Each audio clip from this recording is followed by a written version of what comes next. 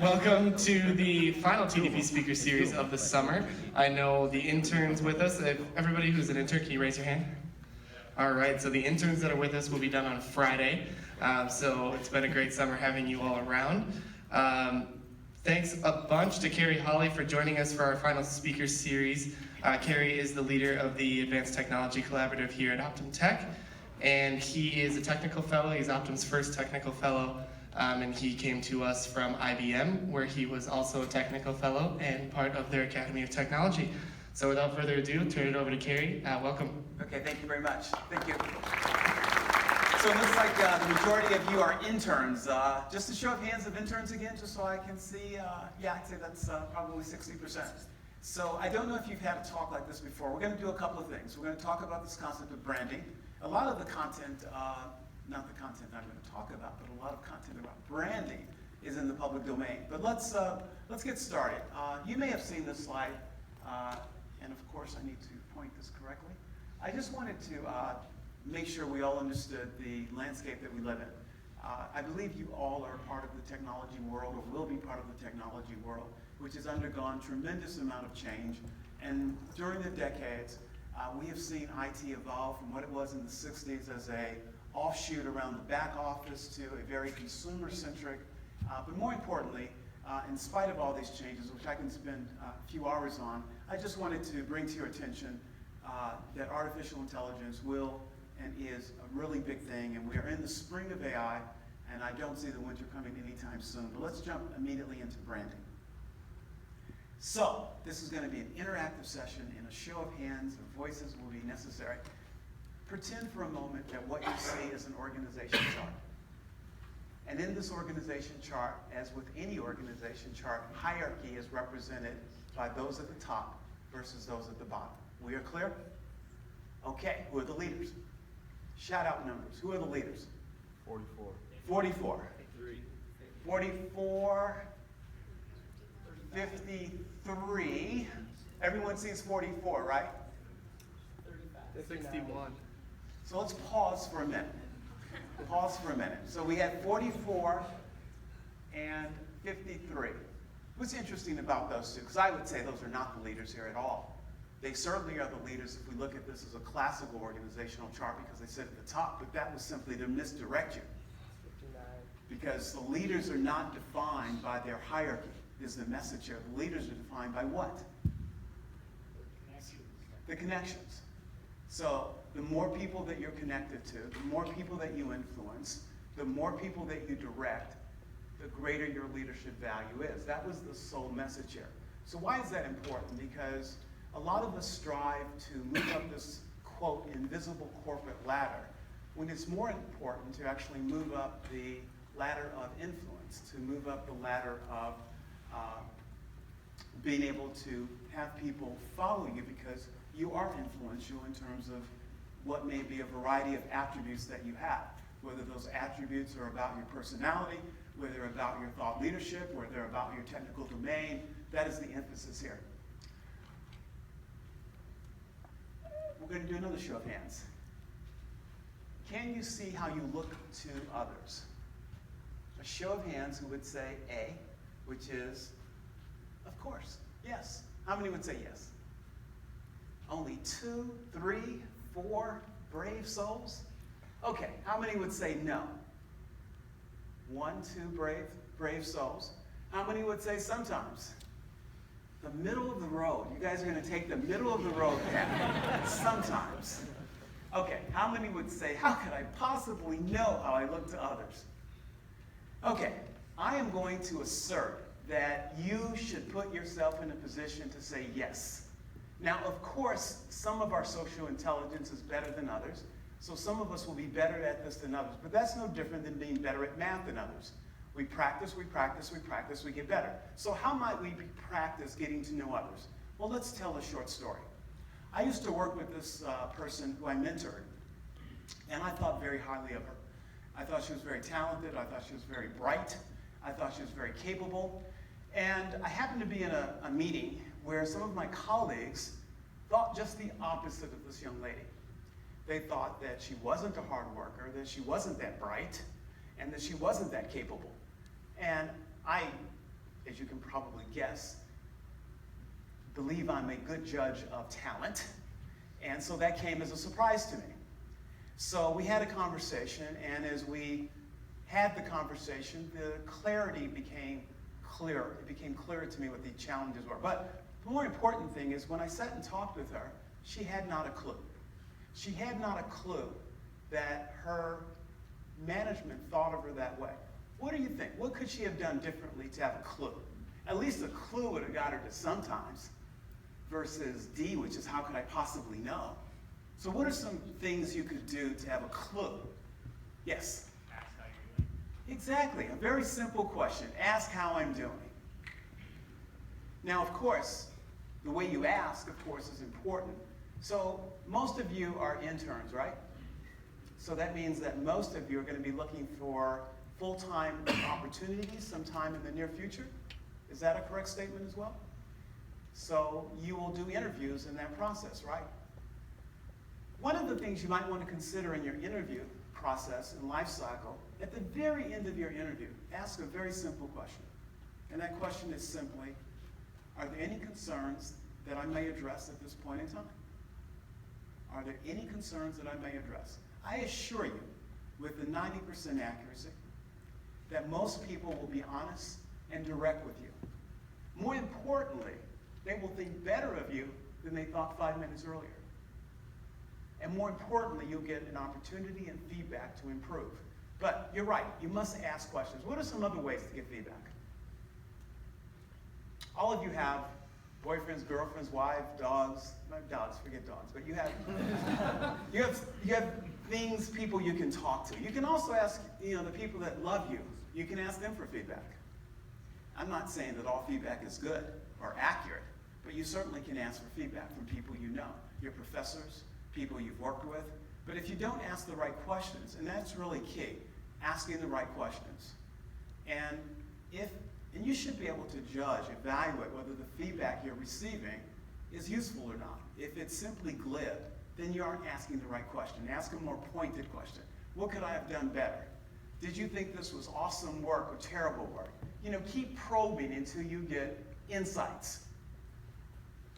Okay? So, I'm saying let's strive to A here. Let's strive to know how others think about us, and let's make that a continuous learning life cycle. Okay, I would assert that the world today that we live in is much different than it was a decade ago or 20 years ago. We do not measure our careers by climbing up a corporate ladder. We measure our careers, I think you should measure your career, by your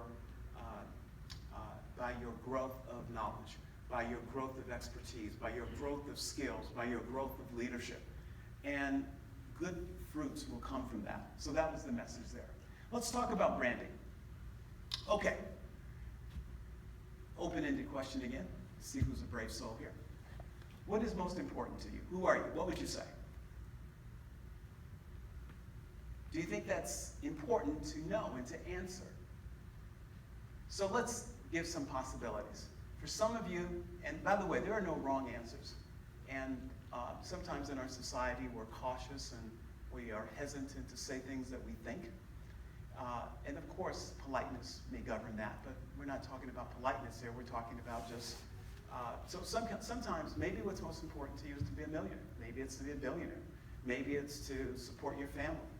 Maybe it's to be the best technologist or whatever. But I do think it's important to understand what is important to you, because that will shape your actions. And who are you?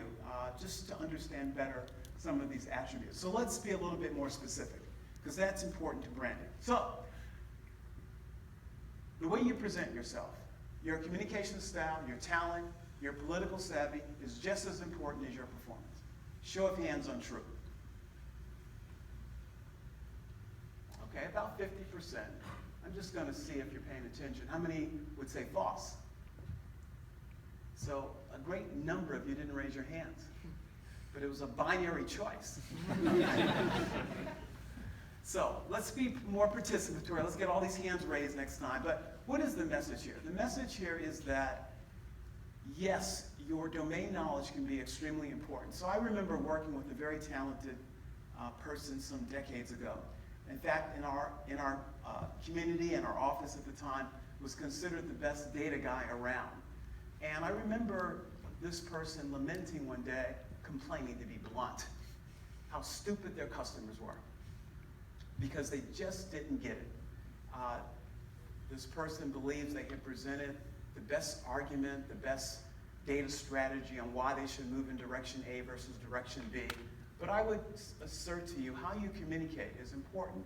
How your political savvy is important. And that doesn't mean that you play politics, but it's meaning having awareness of your situation, having awareness of the player. So the communication skills are important, how you present ideas. And what do you think are some techniques to develop your presentation? And by the way, this is not just presentation skills. We're talking about talking, how you actually present ideas and how you influence and persuade. So what are some ideas on how to make that better? Any thoughts? Yes? Put yourself in the shoes of your audience. Perfect. Put yourself in the shoes of your audience. Yes? Smile. Smile. That's always good. It's good to be engaging. Yes? Practice, so talk to like maybe friends or family and then get feedback from them. Exactly. Talk to friends or family. Yes? Mimic their language. Mimic the language. So talk the language of business or the audience. Absolutely. All these are great suggestions. Any others? Yes?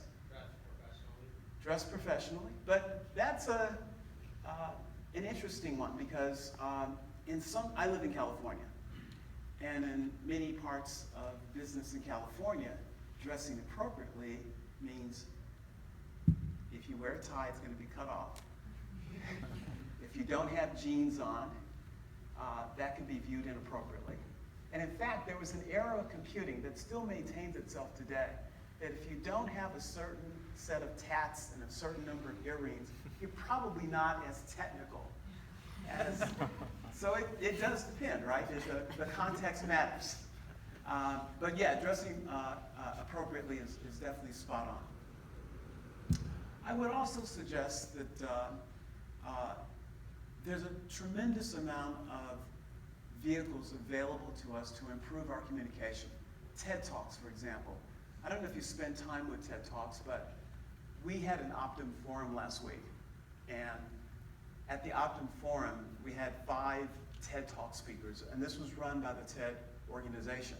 What's interesting about that is the preparation that they go through in order to do a TED Talk.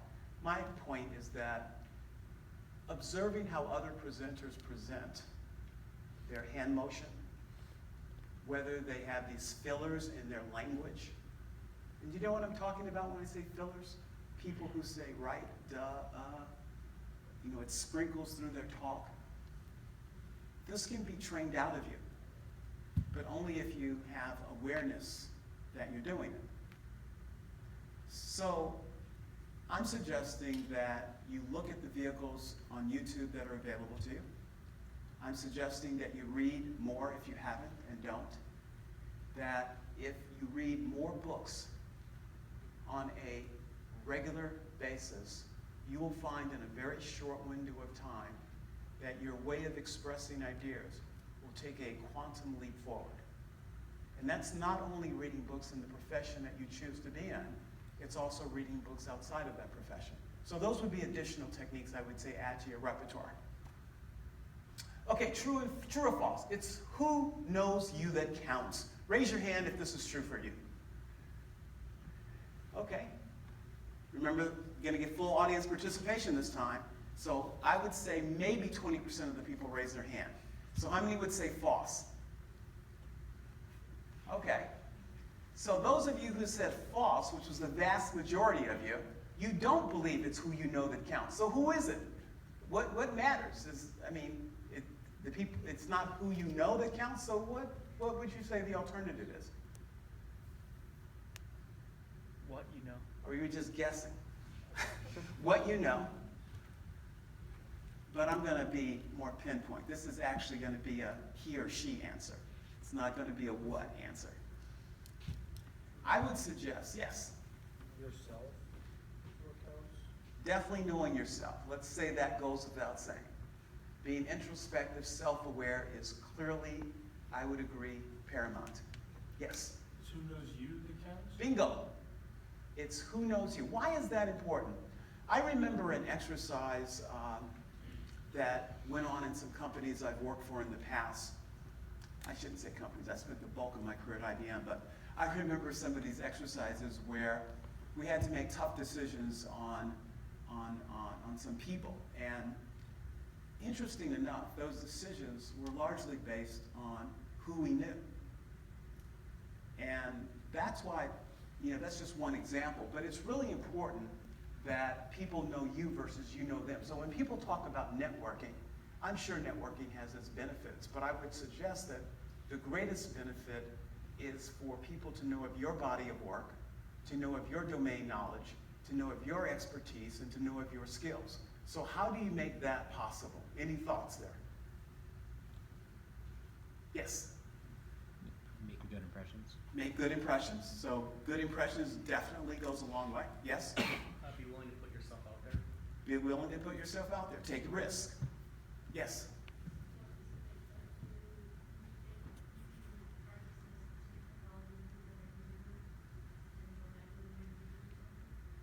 If I apologize, the sound didn't travel maybe clearly, but I think what you said is if you're interested in a particular technology domain, get into that community, start participating. Yeah. Absolutely. Other comments or thoughts? Yes? Demonstrate value. Demonstrate value. Awesome point of view as well. Any thoughts on how to demonstrate value? Find what they're interested in accomplishing and see how you can serve that.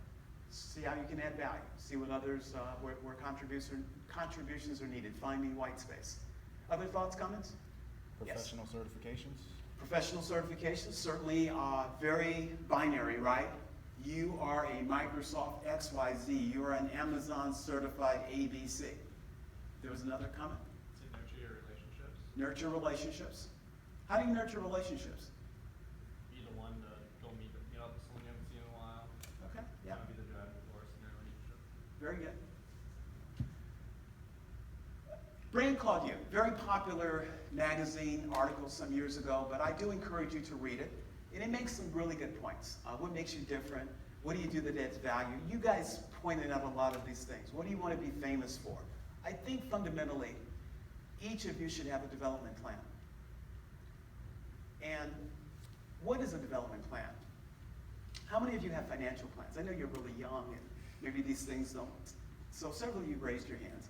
What's in your, I don't need the details, but at a macro level, what kind of things are in your financial plan? So my financial plan would basically be stable while also allowing myself to take risks in order to grow it. Okay, but you probably have goals. Would that be fair to say? Yes. So you have financial goals. You probably have them on a timeline, specifically suggesting that you'd like to be at this point financially in year one and this point financially in year two. You probably have assets that you expect to mature. So think about your development plan. This is probably the most important plan of your career. So what should you have in a development plan? By the way, even though it may not seem like that, let me just ask the question first. How many of you does time pass quickly for? Just a show of hands. Oh, that's a very good number. I like that. For the rest of you, time passes very slowly? Time is time. Time is what it is. Very good philosophical point, Levi. So time does pass quickly, I would suggest, and before you know it, a year has passed, and before you know it, you're 25 years old. You really should have a goal for yourself each year, and that goal should be very measurable. You should be able to articulate to yourself that at the end of year one, I want to have achieved this kind of growth. It's no different than an asset growth. Specific skills measured by a variety of things. They could be measured by certifications. They could be measured by blogging. They could be measured by an article you wrote. They could be measured by a patent you filed. But I would suggest that you should have a development plan that you focus on immediately, that your career at the age, as long most of you are in your 20s, your career should be on a 45-degree trajectory at a minimum in terms of the amount of knowledge and growth that's coming at you. And if it's not coming at you at that pace, you're falling behind in terms of your growth. So have a development plan, look at these points. So the next one, I do think that people who are valued solve problems. You've heard the expression putting monkeys on your back. So if you're one of these individuals, and by the way, this happens at 21 and it happens at 51. I see professionals in that entire range and older than 51 as well, who are simply not problem solvers. Instead, what they do is they come to their boss, their manager, their director, their vice president, doesn't matter, and they simply throw monkeys at them, putting their monkeys on other people's backs.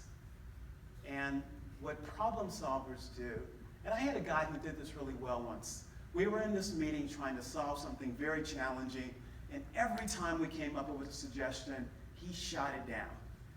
To his credit, he was right every single time. But he finally said, you know I've been shooting things down, but I do have what I think is a viable solution. So the point I'm getting at is have recommendations, things that you can own. Understand what you can own versus what are blockers. Understand what's gravity and what's not. So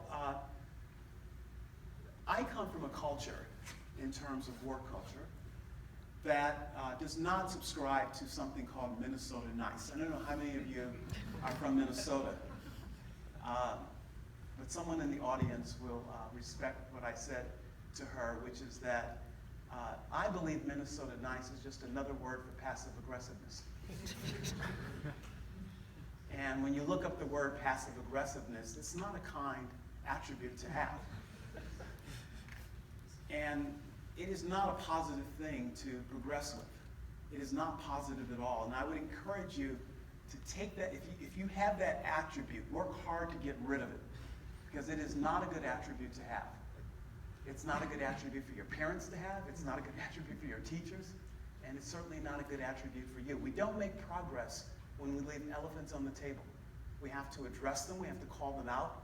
And you as a leader, you as a young professional, will gain tremendous traction when you're the one calling out the elephants. Of course, politeness and kindness is always called for. And that's where political savviness, because sometimes there's a right place and sometimes there's a wrong place. So, I used to work in an environment, because I was the chief technology officer of IBM's global services business. And to be blunt, a lot of that business was coin operated, meaning that you had to receive money to do work. You got paid for your services. And I remember some people complaining that they were never called. Why is it that they get called last or never for projects? And I am not one who will sit before you or stand before you and assert that there are not biases, prejudices, and other actions in our society that prevent us from progressing in the workplace at times. But I would assert to you that more often than not, we're not asking those questions I posed to you earlier. Do you understand how others see you? And I would pose to you that it's always an opportunity to address these problems head on. So, if your customer team becomes more productive, more efficient by having you on the team, that's a good thing. There's an old story about fishing that you probably have heard before, but I'll share it just the same. I have never been crab fishing, but I've heard about crab fishing. Anyone here been crab fishing? But apparently, when you fish for crabs, the fishermen put them in a bucket.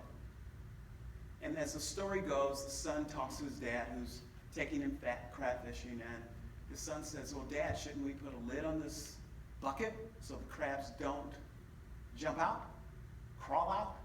And he said, no, not at all. Watch the behavior of these crabs. And his son watched the behavior.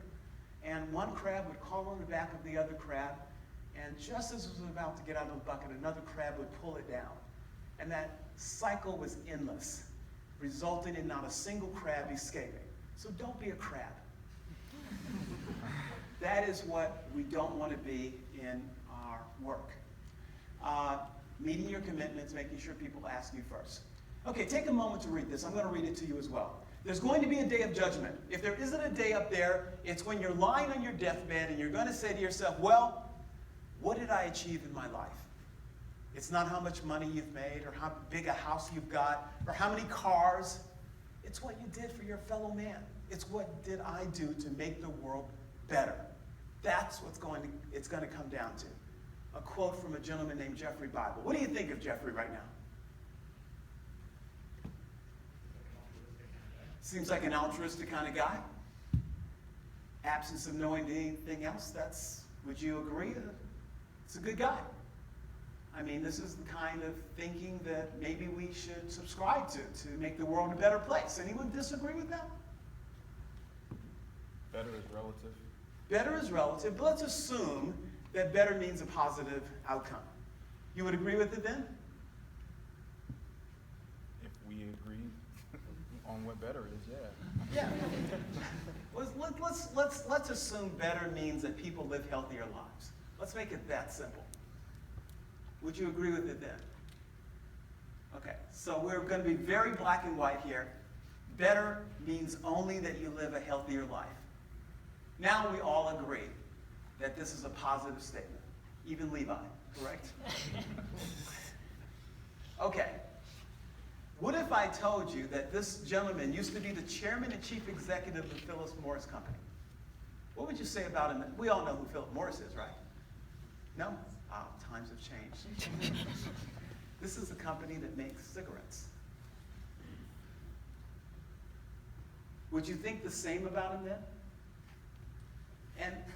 And by the way, Jeffrey might still be an outstanding citizen. I'm not trying to cast aspersions on this man's character.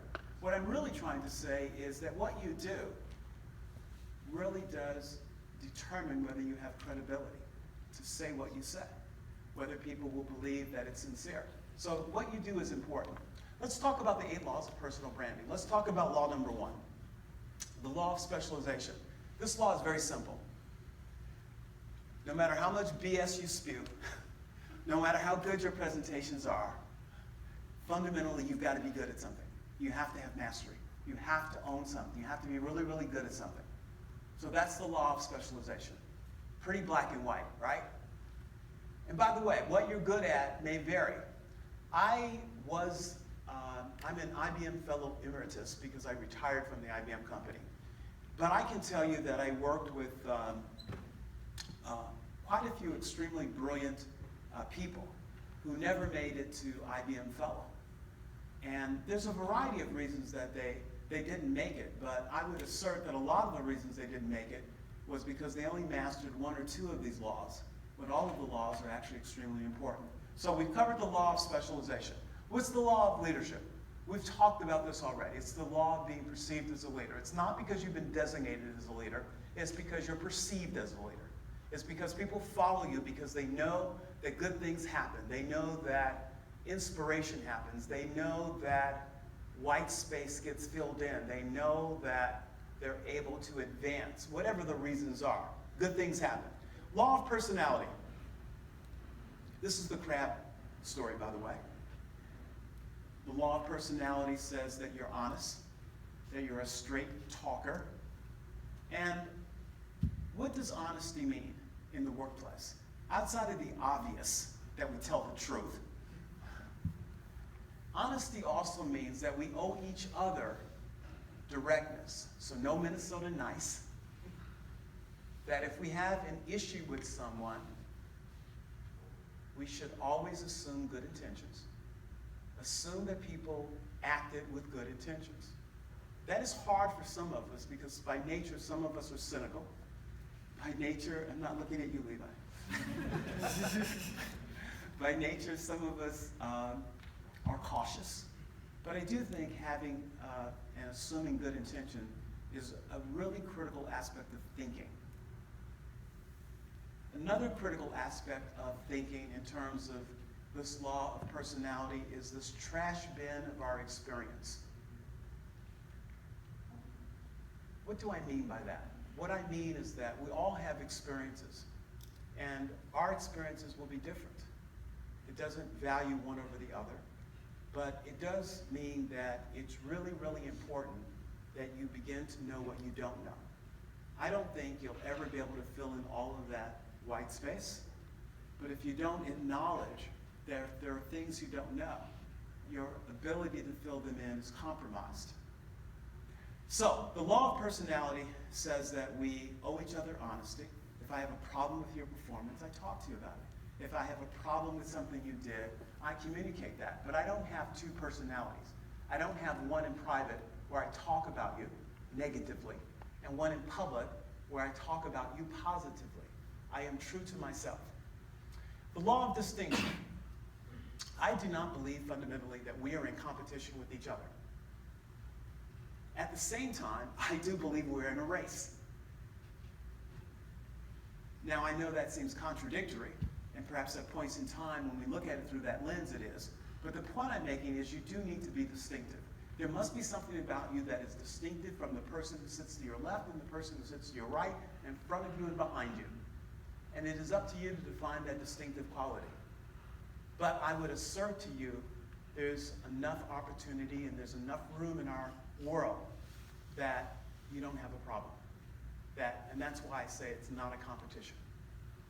Because there is simply a tremendous lack of talent in pretty much all industries for the kind of skills I'm describing here.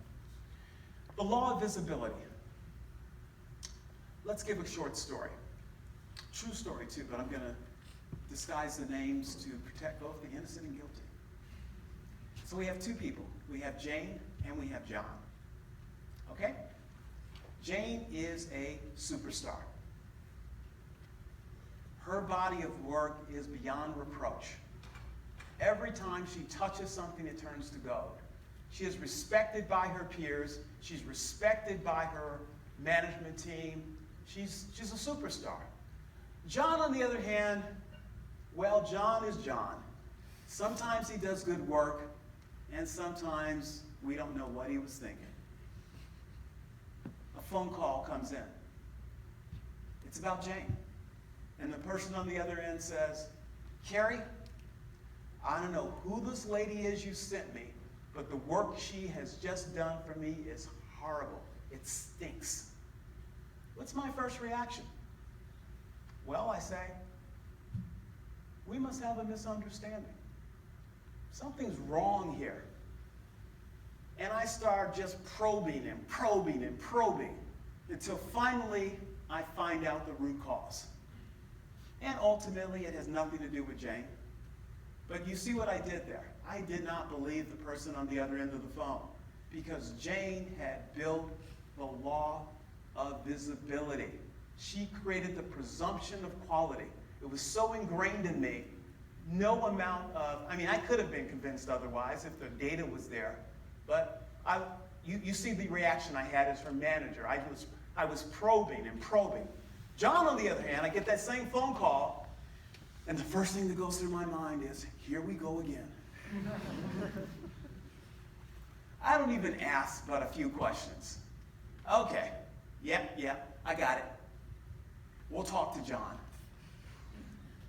I don't even give him a second chance. I'm not talking about anything drastic, but when I say I don't give him a second chance, I just presume this is another failure on the part of John. That is the law of visibility. You must create the law of visibility. The law of unity, I've talked a little bit about this. Your private conduct must mirror your public brand. So this means with the advent of social media, our public brand is out there and open. Law of persistence. So this is simply saying that this is not about public relationships. This is about actually being a person of substance. And the law of goodwill is pretty much self-explanatory. So let's talk about being a star at work. And these are true or false questions. First questions. Star performers are smarter than average performers. How many say true to this question? So they're dumber than the average performers? No, better. You're right. It was just a true or false. That was bad of me to do that. So I would agree with you. I don't think anyone raised their hand. That is the first time this has ever happened in this presentation. But I don't think that star performers are smarter than average performers. I think there's other qualities that make people star performers, and we've talked about many of those qualities already. I remember early in my career, this is decades ago, I was just out of the university, and I was a programmer, and I remember, I did that, you noticed that? I remember as a programmer, I was working with more senior people at the time, and this is really going to date me, because this is before PCs. And this was when we had just moved into character-based interfaces. And you're probably asking, what the heck is he talking about? But I remember engaging with some people and trying to help them move to what at the time was new technology. And one lady got really irritated with me, and she said, and she was polite in how she said it, but she said, you know, you are not smarter than the rest of us. You simply work harder. And I think there's a lot of truth in that, is that star performers, in many cases, simply work harder, or they work smarter. Star performers are more driven, more ambitious. How many truths?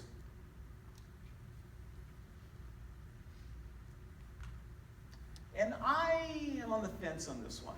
I think in some cases, star performers have a development plan. Whether they've codified it mentally or written, they have a development plan that they're executing. Is that ambition? Maybe. Or in other cases, maybe they're more purposeful. Maybe they're more focused. Maybe they're working smarter. Star performers work longer hours. How many say true to that? One? Okay. A couple of people? 3, 4? Any thoughts on why you think that star performers work longer hours? Yes? Get better at practice. Get better practice. So there is, I can't argue with the data.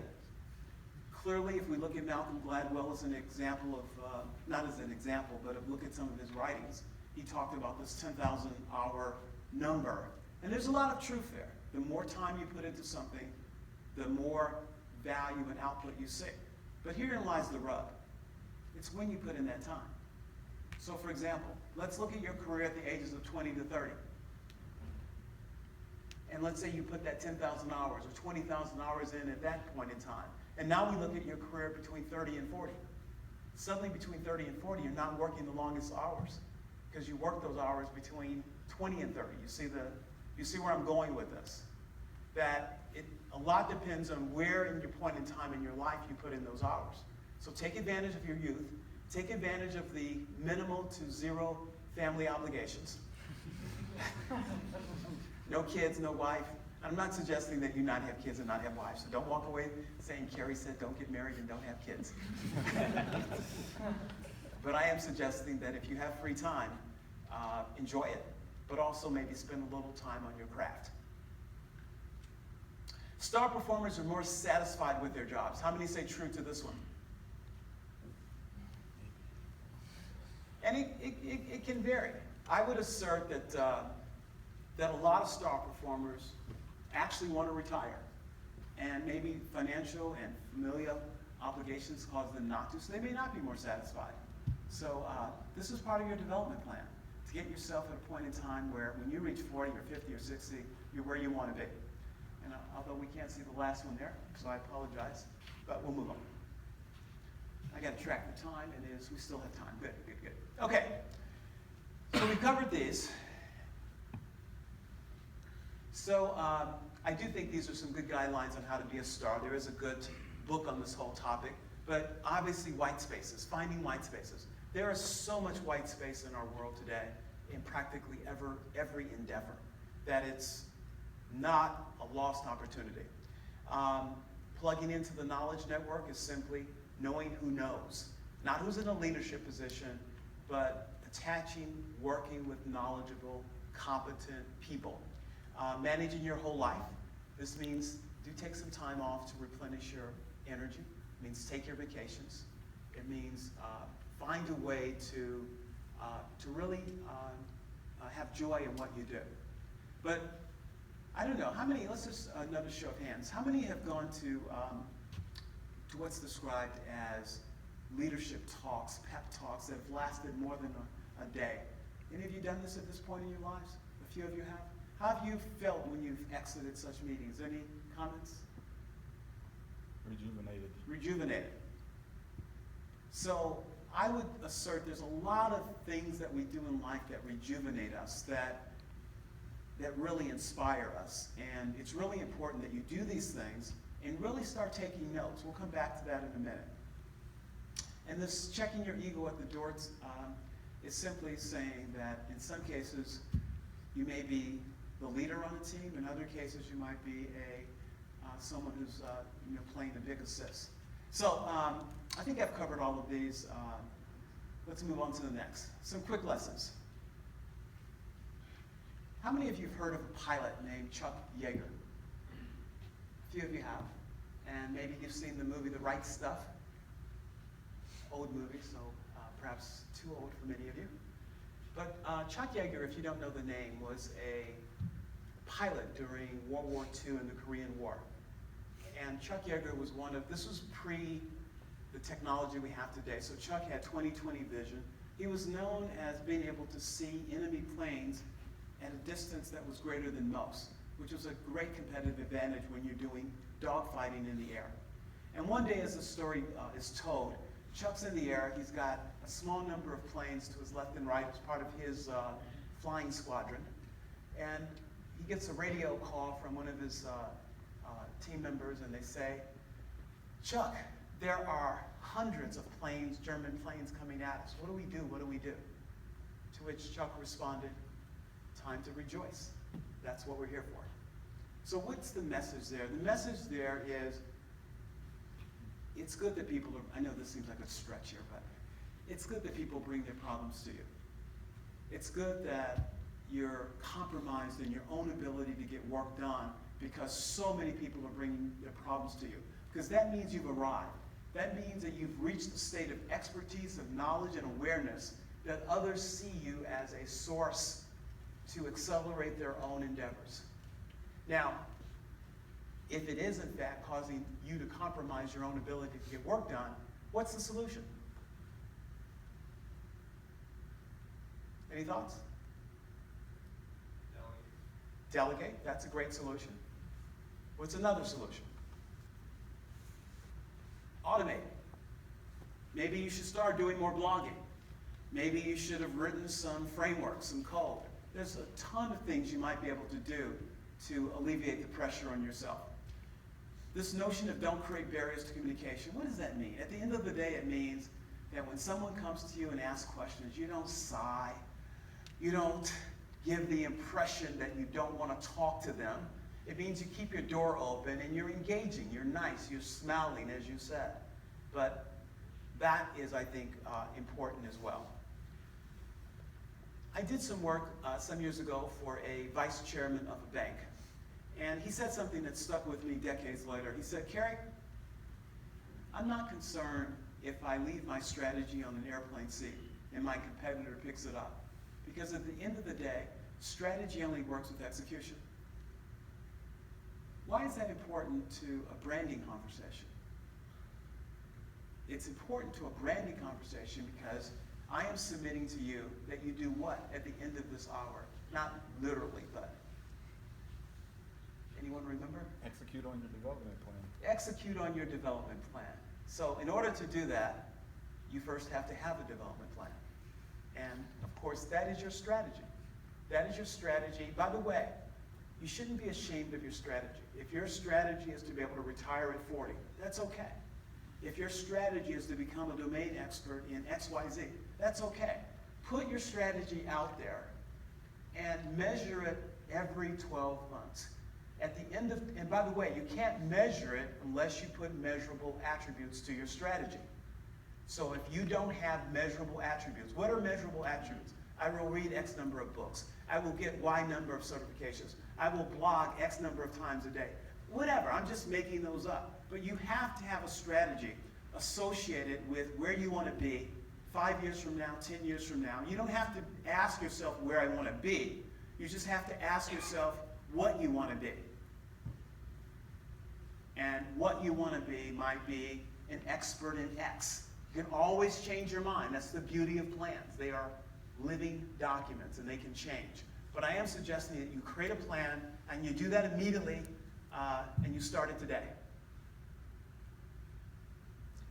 We've talked about the enthusiasm of leaders, the impact of cynicism, and think about it. When people whine, it sets a bad atmosphere. It sets a bad climate. And nobody likes whiners. So please don't be a whiner in your life, in your career. And stop yourself when you see it happening. And this last one is interesting because I've done a lot of technical work in my career, a lot of architecture work, a lot of design work. And when you do this kind of work, you will often run into really, really bright people who will say it can't be done.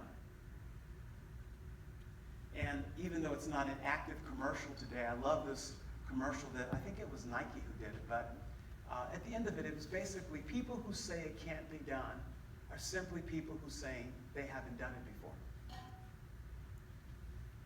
Now at the same time, the reason I put that in the context of this last statement is because I will always favor the optimist over the grim litany of the realist. So even though the realist might be right, I will still favor the optimism. So let's talk about the art of thinking. We have 7 minutes left, and I'm going to challenge in a kind way your thinking. But I'm not going to do it in a, but I think the only way you can attack thinking is to challenge people's most domain assumptions, their most cherished beliefs. So I'm just going to do it through a conversation, but I'm not going to ask any of you a personal question. So I have quite a few friends who are scientists.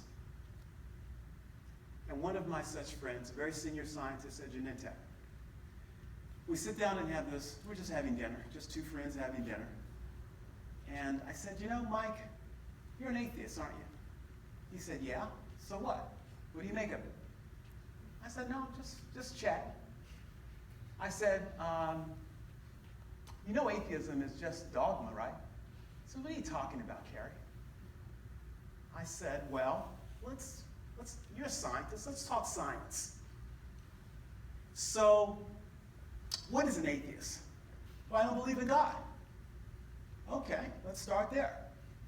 So what the heck is God? You certainly must have some assumptions about that thing you call God, or else you wouldn't say you don't believe in it. So he pauses, thinks about it, and says, well, okay, I see. So we're talking about a Christian God. Okay, that's fine. We'll ignore all the other God symbols in the world. We'll talk about the Christian God only. So you don't believe in a Christian God? No, I don't, Kerrie. Okay, super. I'm not making a value judgment. I don't care what he believes in. I don't care what you guys believe in. What I'm really trying to talk to you about is the art of thinking, to understand why you believe what you believe, and believe what you choose. But I do believe that clarity comes from understanding why you made those choices. There's nothing wrong with the choices, whether you believe A or B. But I do think there's something wrong with hiding from yourself the process of getting to that choice. To decide to be a thinking creature versus a robotic creature. And I think if you decide to be a thinking creature in this world, you will have much greater opportunities to you than to be a puppet in this world. So how did our conversation mature? I said to my friend Mike, I said, let me pose another question for you. What comes first, the chicken or the egg? Consciousness or matter? And he says, what are you talking about? I said, well, you said you don't believe in God, so now I'm going to ask you about consciousness. Do you believe in consciousness? Of course I do. Okay, what comes first, consciousness or matter? Well, Kerrie, this is a ridiculous question. Oh, why? There's a whole field of study in this. Some of the top professors at the University of Stanford are studying this very question. Are they crazy? So you see what I'm getting at, I hope. I'm not trying to challenge your beliefs. I'm simply trying to offer to you that it is my opinion that if you cloud your thinking, it stops you from reaching some of the white space you can get to. I only pointed to cherished beliefs because the cherished beliefs are typically where thinking starts. It's where children separate from their parents and begin to form their own beliefs and you also have to separate in the workforce from people who you work for to begin to form your own beliefs That doesn't mean to be dismissive of people, but it means to think. That's all a long story about thinking. And I do think that the last statement is quite true, that many people think they're thinking when, in fact, they're just rearranging their prejudices. I do believe that thoughts you accept as true become your beliefs. And I know this sounds like Zen thinking, but think about the following. You are what you believe. So what you see is a wall being built in front of your very eyes. And what is this wall being built of? It's being built of every negative thought that you can think of that prevents you from achieving your goals. You can believe you're not as smart as the next person. You can believe you don't have the same opportunities. These may all be true, but it doesn't mean that you can't achieve your goals. And whether that goal is to be the top technologist in the company, you don't have to be the smartest person in the company to be the top technologist in the company. So the point I'm trying to make here is that when you start believing these things about yourself, they do become true. It is your roadblocks that you set that have a powerful impact on your future. So how do you become a leader? Let's just close with a few thoughts. I do think that journaling is important. What is journaling? Journaling says that you read constantly. Remember, I said I encourage you to start reading. I believe that if you start reading a book a month, you will see a profound leap in your ability to be persuasive, your ability to think, your ability to become a domain expert in the field that you chose. I believe you will see that happen within a 2-year window. And you will see it grow exponentially the more and more you read. Read in and out of your chosen craft. But it's important that you journal. Not journal what you read. I'm not talking about book reports. I'm talking about insights. What are the insights that you just got from what you read? It is more important that you question what you read than you actually write notes about what you read. That's the time to reflect. That's the voracious leader. What do I mean by learn from children? When I first had my second child, who was 5 at the time, or 4 or 3 at the time, I couldn't understand a word this kid was saying. But what epiphany hit me is that no matter how much this kid screwed up the English language, he kept speaking.